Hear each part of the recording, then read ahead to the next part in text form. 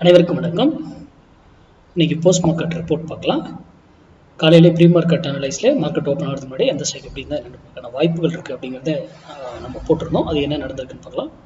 அதுக்கு முன்னாடி நம்ம எப்பவுமே ஒரு விஷயம் யாரோ ஒருத்தர் யூடியூப்ல சொல்றாங்கன்றதை என்றைக்குமே நம்பாது. இன்க்ளூடிங் நான் சொல்றது தான். நீங்க பயிற்சி எடுத்து ப்ராக்டிஸ் பண்ணி ஒவ்வொன்றா அனுபவித்து தான் அதை உணரணும்.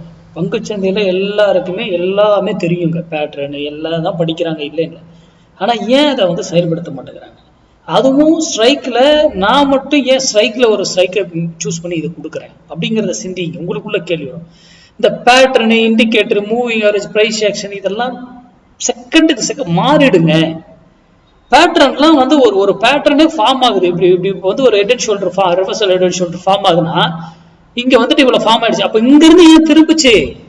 அதுக்கான கேள்வி வேணும்ல. இங்க இதை பிரேக் ஆனதுக்கு அப்புறம் தான் நீங்க பேட்டர்னே கன்ஃபார்ம் பண்றீங்க. அப்ப இங்க இருந்து போறதெல்லாம் அப்ப என்ன சும்மாவா? இந்த கேள்விகள்லாம் உங்களுக்குள்ள எழணும்.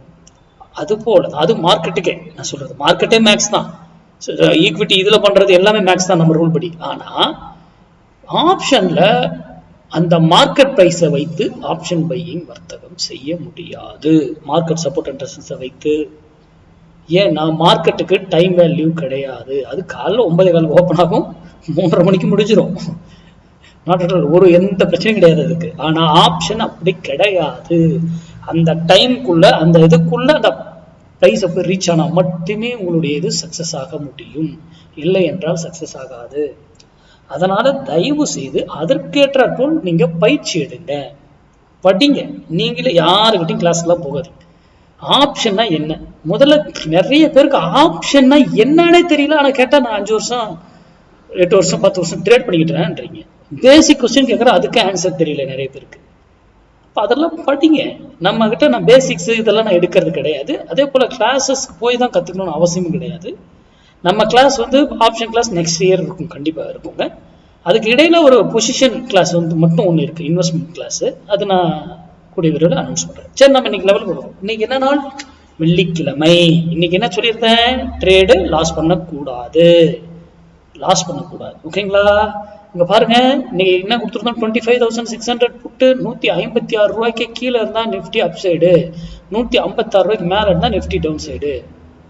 காலையில எக்ஸாக்டா அங்க பாருங்க, லோ என்ன? இங்க இருந்து ஏறினவரு இங்க இருந்து ஏன் திரும்பினாரு? இதுதான் பியூட்டி மார்க்கெட். நீங்க யூடியூப் பாக்குறவங்க இந்த இடத்துல வரும்போது மட்டும்தான் உங்க முடிவு எடுக்கணும். பாருங்க, இங்க என்ன நடந்திருக்கு? அப்புறம் இதுக்கு மேல இருக்கிற வரைக்கும் மார்க்கெட் இறங்கிருக்கும். இதுக்கு கீழே வந்ததுக்கு அப்புறம் மார்க்கெட் ஏற ஆரம்பிச்சிருக்கும். எகைன் பாருங்க, இங்க இருந்து ஏன் திரும்பிச்சு? இங்க இருந்து ராக்கெட் விட்டாங்களா 15 மினிட்ஸ்ல? அப்படி போயிட்டு எங்க 156ல தான் அரெஸ்ட் பண்ணி அப்படியே கொண்டு வந்துட்டாங்களா? இதெல்லாம் ஏன் நடக்குது?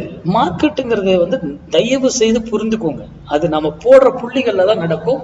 நீங்க எந்த நியூஸ் 1000 நியூஸ் இன்னைக்கு எல்லாம் இதுக்கு நேற்று இதுக்கும் போட்டுருவாங்க. இந்த நியூஸ் அந்த நியூஸ் இது வந்துருச்சு அது அதெல்லாம் சார், இங்க நீங்க போடுற கணக்குக்கு அங்க பணம் வராம எதையும் செய்ய முடியாதுங்க. அப்போ இங்க வரும் பொழுது இங்க என்ன, ஏன் இந்த புள்ளிகள்ல மட்டும் அது நடக்குது அப்படிங்கிறது சிந்தித்து செயல்படுங்க. நன்றி, வணக்கம், வாழ்க்கை வளமுடன்.